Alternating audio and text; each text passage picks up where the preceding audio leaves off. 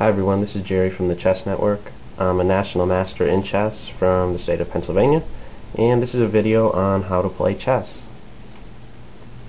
This is the initial setup whenever you're ready to go ahead and play a game of chess.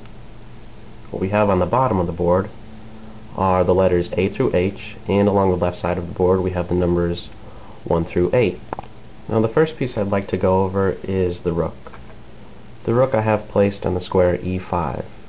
And from E5 it can move to any of the following squares that these blue lines touch. The rook moves in a plus direction or up, down, left, right direction. The rook is said to be worth 5 points. Next we have the bishop, and the bishop I have just placed on the square D4. From D4 it can move to any of the following squares that these blue lines touch. The bishop moves in an X direction or diagonally. The bishop is worth 3 points.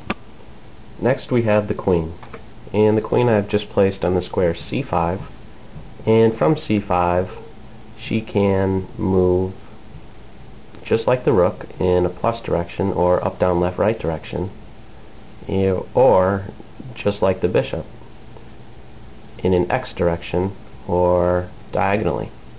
So she has many different options, and because of this the queen holds a value of 9 points.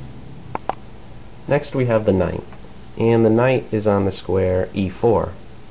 From E4 it has the following options. It can move to any of these squares I have highlighted in red. The knight is the only piece that can jump over other pieces, meaning that if there were any pieces here where I have outlined in blue right next to the knight, it is not bothered because it simply jumps over those pieces to arrive on these squares I have highlighted in red. Now, how exactly does the knight arrive on these red squares? What is the pattern it takes? Well, if you take a look, it's 2 squares and then a square like this, or an L shape. And if we flip that L one way or another, we have the knight arriving on that square, this square, like that.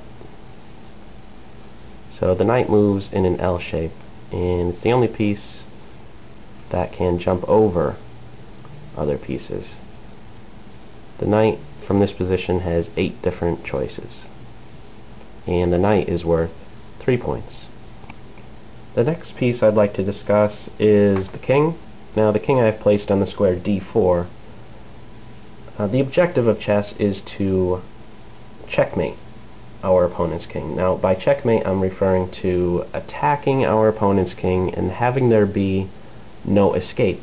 Now by escape I'm referring to the black king not being able to somehow or another, either himself or his other pieces, capture the checking piece or block the checking piece, and by block I mean place a piece in between the king and the checking piece on one of those squares, or simply move out of the way to a square that is safe.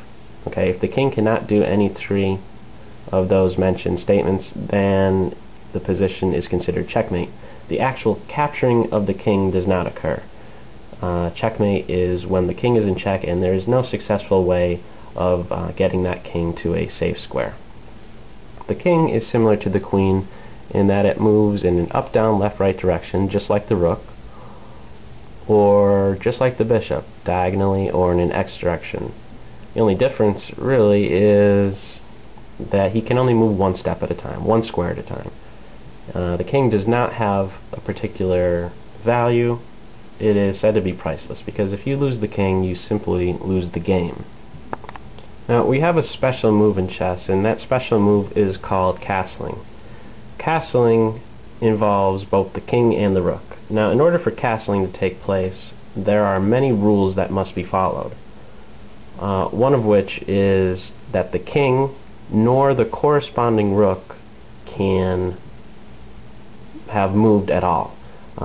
That's one thing. Another thing is that the squares that the king travels on must not be guarded by the enemy pieces. Also, the king must not be in check. You cannot castle out of check. By check, I mean the king cannot be threatened by the enemy piece and move out of check. So this is how the actual castling would look. The king moves 2 squares, and the rook is going to come on the other side of the king, right next to the king, just like that. That would be considered kingside castling, and we'll castle queenside with black. It's black's move now, so black 1, 2 squares, and the rook is going to come on the other side of the king. Now the only piece that we have yet to discuss here is the pawn, and the pawn is maybe one of the more difficult pieces to explain. The pawns are worth 1 point, and the pawns are unique in that they move in one direction, however they capture in a completely different direction. So take for example this setup here, where it's just the pawns, and the pawns are all on their original squares. It's white's move in this position, and white with the pawn on e2 here can move either 1 or 2 squares forward, because it is his very first move on the square, from the square e2. Now from that point on, okay, let's say black makes a pawn move. From this point on, this pawn here, since it had already moved, it can only move 1 square at a time from now on. 1 square forward. Okay? Now it's black's move. Black can go here, and we'll make a white move here, and now it's black's move. And in this position, you might think that the black pawn on e7 can capture the pawn, but it cannot, because pawns move forward, but they capture 1 space diagonally. Pawns only move forward, they can never move backwards. And since it's black's move in this position, with the last move being pawn to e6, black actually can go ahead and capture the pawn like this with the f7 pawn, or like this with the d7 pawn. They capture 1 square diagonally. One neat thing about the pawns are that once they arrive on their final rank, and by final rank I'm referring to any of the white pawns getting to this last rank and any of the black pawns getting to their last rank, what happens is what's called pawn promotion. And what pawn promotion means is that once a pawn arrives on that last rank, it can turn into either a queen, knight, bishop, or rook. Now the very last thing to discuss is what's called en passant. And en passant involves the pawns and the pawns alone. Okay, in this position, let's say that white chooses to move 2 squares with his pawn, like this.